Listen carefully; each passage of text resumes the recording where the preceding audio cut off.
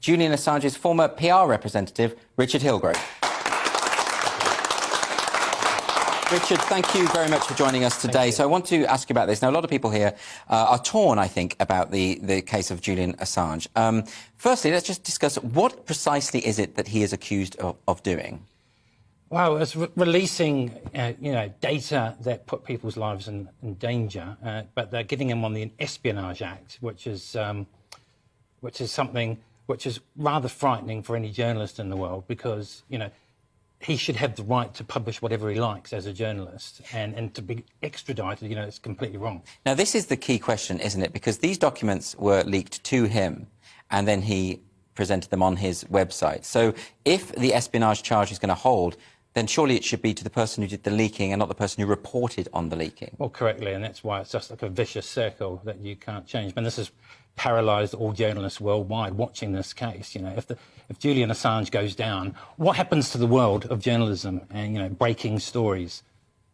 Well, what do you chilling effect. What do you make of the counter-argument then? When people say, there are these intelligence operatives whose lives were put at risk because all of this was, it wasn't editorialised. The material was simply dumped onto the website. Well, without going down a complete rabbit hole, all the information was redacted, and he did everything he could. The New York Times and The Guardian published it in front of WikiLeaks, the same information. Yet, why is this chap being singled out for this special treatment? Why do you think that could be? I think those in power want to make an example of someone. I think that's a very disruptive narrative, taking someone like Julian Assange and having this prolonged case for 10 years, and will he or won't he, and the whole thing is just a virtuous circle, and it's a hall of mirrors as well. You can't prove whether he was... He says he didn't do it, and there's no proof otherwise. Simple.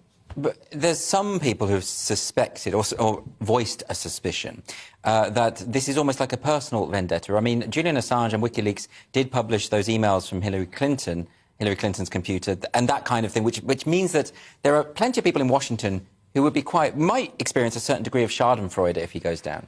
I think the thing about Julian Assange, his psychology is that he's completely non-partisan. So he has no particular friends. So he's leaked against Russia, he's leaked against America, and he's been very much used by different people. So he's in a situation where who can he call as his friend? And where are all the people, all the champagne socialists that came to see him in the Ecuadorian embassy, like Lady Gaga, who came in, had a poke around, all these people, where are they now? But Julian Assange is a human being and has a right to publish, like any journalist has a right to publish. And I think this sends a chilling effect to the entire planet. So your argument is effectively that all of these other journalists are going to be looking and thinking, can I do anything anymore? Can I report? Because if I leak some information that is deemed unpalatable to the powers that be, they might come after me?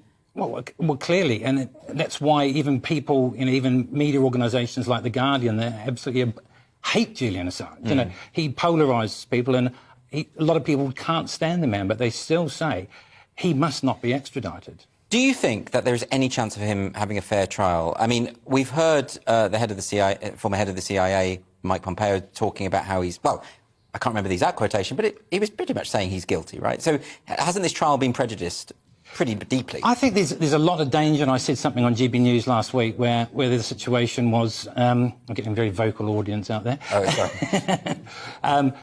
You had a situation where there's a case right now, and Mike Pompeo, the former head of CIA, has been called for an act of attempted assassination of Assange while he's in the Ecuadorian embassy. So, and there's a whole lot of foreshadowing going on with this suicide risk. 300 doctors have just written saying he's a suicide risk, his mental health is... Right. So either way you look at it, his life's in danger. Is he that safe on American soil? I don't think so. Why do you think Priti Patel has made this decision, then? I personally think it's quite a personal judgment. I mean, Gary McKinnon never went. Theresa May, when she was Home Secretary, decided against. And I'd say that Julian Assange should be in the same category. He's certainly in the same type of psychology. So you think this is going to be, whichever way this goes, this will be a landmark case when it comes for freedom of the press and free speech more generally? Absolutely, but it's obviously not over yet. There's other, there's the idea of an annulment, because the UK government have now admitted to putting surveillance on the lawyers for Julian Assange. That could null and void the entire case.